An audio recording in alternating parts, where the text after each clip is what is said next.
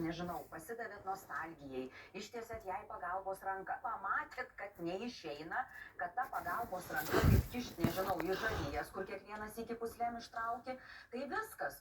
Ačiū, viso gero, miela malonu, aš atlikau savo krikščionišką pareigą, padėjau, nepasinaudojai, miela ponė, viso gero, pasaulis platus, pusių yra daug, keliauk, sėkmės ir viskas.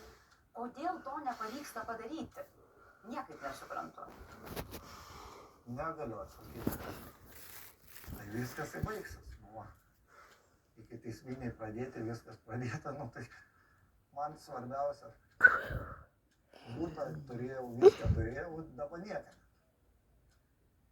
Pinigus sumokėjęs, viskas sumokėjęs, o nedėjus ant visą gerą gyveno, aš negaliu būti.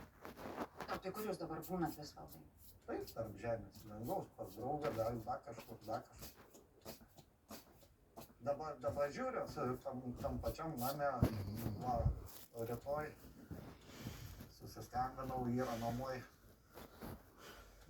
irgi būta. Visvaldo planas B yra iš stebuklinės pasakos, bet jis yra labai konkretus ir aiškus. Jo mielaširdingoji Rita važiuoja